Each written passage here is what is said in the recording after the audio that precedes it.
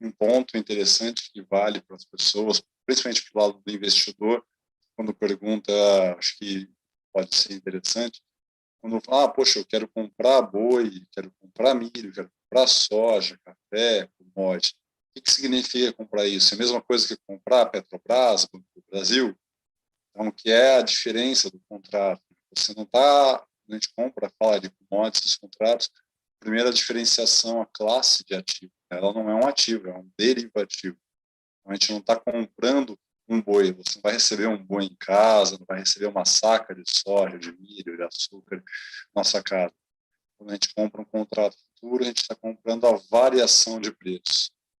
E lembrando que também, exatamente por ser um contrato futuro, você não compra e não vai adquirir essa exposição da variação de preço, do preço hoje, do quanto ela vale hoje.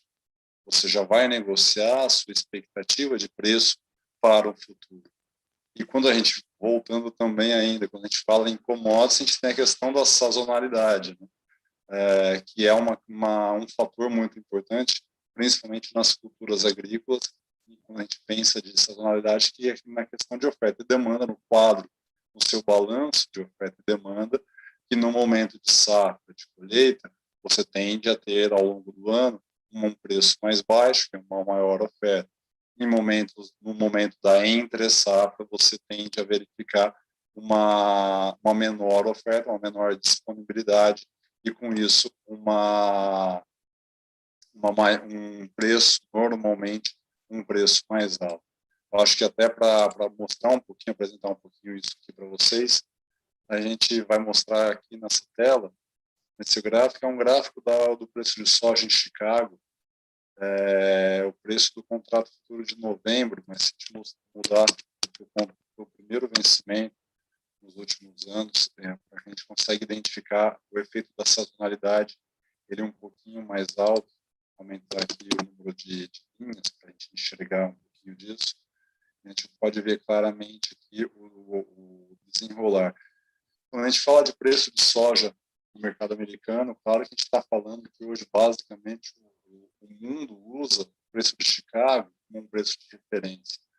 Então, nós podemos verificar aqui, você não tem, quando faz parte de um preço global, essa sazonalidade, principalmente quem são os dois maiores produtores, no caso, Brasil e Estados Unidos, dois maiores exportadores no mercado, nós estamos em hemisférios diferentes, ou seja, nossa entre-safra no Brasil seria a safra americana, que seria no final do ano. E a entre-safra americana, nós entraríamos na safra brasileira, que o grosso disso seria nos períodos aí de março, maio, junho. Então, com isso, a gente consegue acabar tendo um pouquinho deste efeito. Mas a questão climática, como a gente pode ver aqui, ela acaba tendo uma influência relevante nesses períodos aqui, entre setembro e novembro, onde você pode ter os choques de clima, de variação de produtividade, seja aqui no hemisfério norte, como também a mesma questão no hemisfério sul, aqui em Brasil, e Argentina, enfim, nos produtores, onde são as questões onde vão impactar em preço. E quando a gente começa a analisar um pouquinho disso, só voltando aqui, paralisando um pouquinho a tela, quando a gente volta a falar um pouquinho em termos de investimento, né? Quando eu quero comprar, tudo, quando a gente está falando de contrato futuro, é uma questão de uma expectativa de preço. Então, é o quanto eu hoje acredito que a soja, em maio, em novembro ou em julho, irá valer. E lembrando isso também, que esses preços são os preços de referência, normalmente operados, são em dólar. Então, aqui a gente tem mais um fator de risco, seja para o produtor ou para o investidor. Você tem a questão do preço da soja, e você também tem um segundo fator de risco, que é o efeito cambial. E é um grande fator de risco muito importante na hora da precificação do ativo.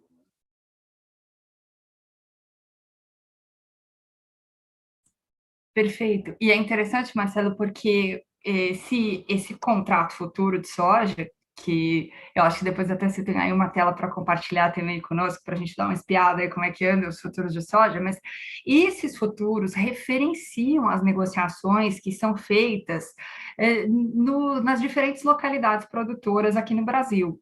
Então, se eu sou um produtor, uma empresa agrícola e quero comercializar essa minha soja já agora, né, para uma ou duas safras à frente, certamente aquele que vai comprar de mim essa soja vai olhar para essa curva de futuros e vai me dar algum preço que é ali próximo desse. Não é exatamente igual, né, Marcelo? Porque tem alguns efeitos que depois a gente até pode comentar ali por que não é exatamente igual. Mas essas referências, gente, elas norteiam o que acontece nas negociações do dia a dia envolvendo o físico. Então, é sim uma referência, né? Embora tudo possa mudar. Então, eu sempre costumo dizer, né? Se o preço é bom para você hoje e garante uma boa margem para o seu negócio, aproveita e trava logo, porque pode mudar, né? Daqui uma ou duas safras, essa curva que agora a gente está olhando pode ser totalmente diferente, não é assim? Perfeito, Berenice. E não só, não diria nem ao longo de uma, duas, três safras, mas mesmo na sua própria safra corrente que você vai plantar. Porque até isso era até uma brincadeira que eu gosto de fazer com que a gente percebe muitas vezes no lado do produtor rural que fala, não, eu não gosto desse, alguns ainda que vem melhorando muito. Então, vem diminuindo essas pessoas que ainda falam isso, mas não, eu não gosto de bolsa porque isso é cassino, é aposta, é especular. Mas só um minuto, né? Só um parênteses. Especular. O que é especular? É você adquirir algo com uma expectativa de ganho, só que eu não tenho nenhum poder de expectativa de saber o quanto isso vai ganhar, vai valer lá no futuro. Quando eu planto a nossa semente, você vai lá, semeia a soja no seu campo, e você não sabe por quanto você vai vender, mas você sabe quanto custou a sua semente, quanto custou seu funcionário, seu maquinário, a sua terra, que tem um carrego. E você sabe por quanto você vai vender a sua soja lá na sua safra? Não. Então, você, produtor rural, que planta e não faz nenhum tipo de hedge, você é o maior especulador de todos. E diferente de um produtor rural que planta, ao adquirir a semente, muitas vezes antes até de plantar, já faz a fixação, ou seja, ele já faz uma venda futura. Claro que daí a gente entra em N faturas de administração de risco, né?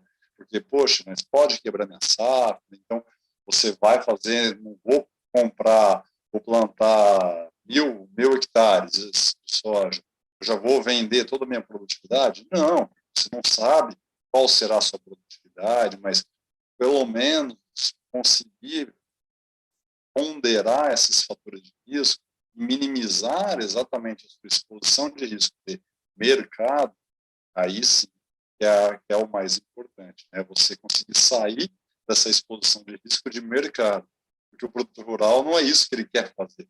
Qual que é a sua vocação? É produzir. Se minha vocação é produzir, não é especular, ou seja, eu não tenho que correr risco de mercado. Claro que o meu ganho de produtividade, a minha eficiência pode estar atrelada e variável em correr risco de mercado, ótimo. Mas o meu risco, a minha produção, o custo da minha produção, não pode correr esse risco de mercado. Eu não posso correr o risco de, na próxima safra, mesmo sendo eu o melhor produtor, a melhor eficiência, quebrar, porque o preço da soja caiu depois de eu ter plantado, e eu ter comprado uma semente cara, um adubo caro, todos os meus custos, meu insumo ter sido caro para o meu preço de venda lá na frente, daqui a 6 meses, daqui a 4 meses, e não fechar minha conta. Isso, às vezes, em alguns casos, tira um produtor da sua atividade. Isso é muito triste, mas eventualmente acontece. Aqui a gente Sim, pode até, e posso só fazer um complemento? claro, E é interessante porque a gente agora tem ouvido aí de diversos especialistas que o mesmo câmbio que ajudou esse preço da soja em reais, né, ficar em níveis nunca esperados, também pressiona esses custos que você acaba de mencionar, né? Então, a gente tem muitos agroquímicos que são usados na lavoura que são dolarizados e a expectativa é que esses custos também sofram aumentos, espremendo as margens, ou seja, mais um motivo aí para a gente buscar essa administração financeira usando esses derivativos, né? Então, por favor, Marcelo, conta um pouquinho mais para a gente como é que está essa curva aí de futuro, que é um tipo de derivativo que pode ser usado. E lembrando que o dólar, nesse caso, o efeito cambial, ele pega em tempos de horizonte de tempo diferente, né? Porque a sua definição de preço do teu insumo, seja da semente ou dos agroquímicos que você irá utilizar, é pré-lavoura. E depois que você colheu, que você eventualmente vai fazer a sua venda, aí sim, você, na hora de concretizar e realizar a entrega do seu produto, seja ele em dólares, indexado ao câmbio, aí você vai receber por um câmbio ainda lá na frente, em momentos diferentes. Para a gente dar uma olhadinha espiada aqui, por exemplo, a questão entender um pouquinho dessa sazonalidade. Aqui nós estamos olhando um pouquinho da curva de futuros da soja de Chicago. Essa tela aqui, as linhas, essa linha em verde e a linha em laranja é a curva de futuros hoje, e a linha em verde seria a mesma curva de futuros de um mês atrás. Então, ou seja, há um mês atrás, o mercado negociava a soja para maio, por exemplo, maio 22, nós já estamos olhando, vai um ano adiante, eu já tenho uma expectativa toda de queda de preço, de normalização de preço do squeeze que nós tivemos esse ano no mercado, seja por demanda e também por baixo teto, uma normalização, então a soja ela sai aí de 15 dólares por bushel e ela volta aí para 13 dólares por bushel para uma expectativa de negociação para o ano que vem, é que o mês passado ela estava ao redor de 13 dólares e hoje ela já está em 13 dólares e 50 por bushel. E quando a gente vai falar de contrato, né, como que eu posso operar isso? A grande diferença, você tem basicamente 3 veículos para você viabilizar esse tipo de operação. O primeiro veículo, que acaba sendo aí o mais tradicional, e que a maioria dos produtores ainda utilizam, ou grande parte, a maioria, são através de trade. Então, quando você faz a sua negociação via trade, você acaba fazendo uma negociação via termo.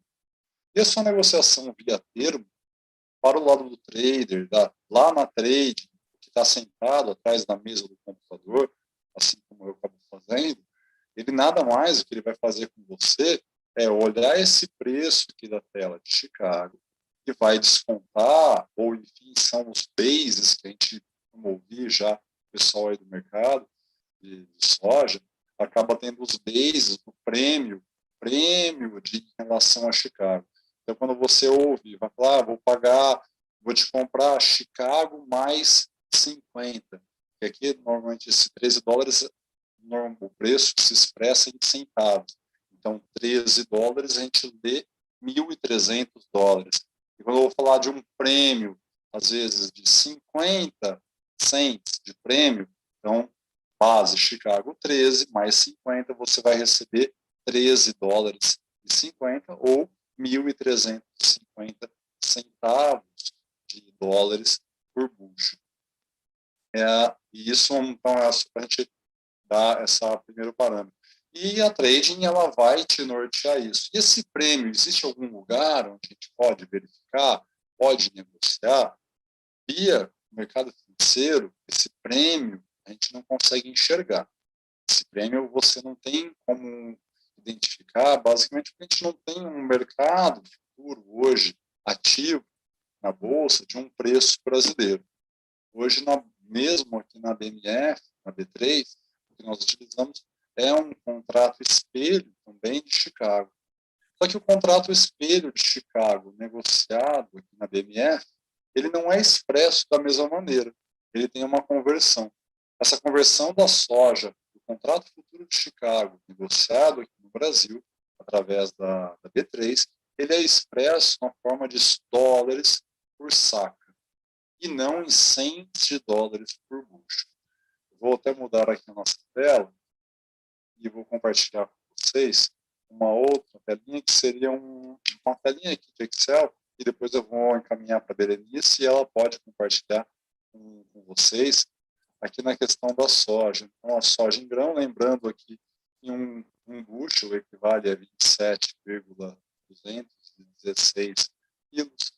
E aqui algumas tabelinhas de conversão que a gente pode ter, eu preparei aqui para vocês. Se quiser converter em dólares por bushel para dólares por quilo, eu posso multiplicar por 0,0367.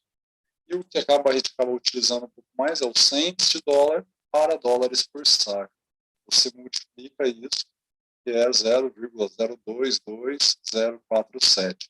Ou algumas pessoas podem olhar, já ter ouvido falar bastante, do número 45,36, que é nada mais é do que a inversão, né? O inverso, 1 sobre este número. Então, no lugar de eu pegar o preço de Chicago e multiplicar por 0,02047, você pega o preço de Chicago e divide por 45,36. Claro que isso não tem uma dízima aí a seguir, mas é um número, uma transformação, uma função aí que o pessoal do campo acaba usando aí mais fácil e mais rápido.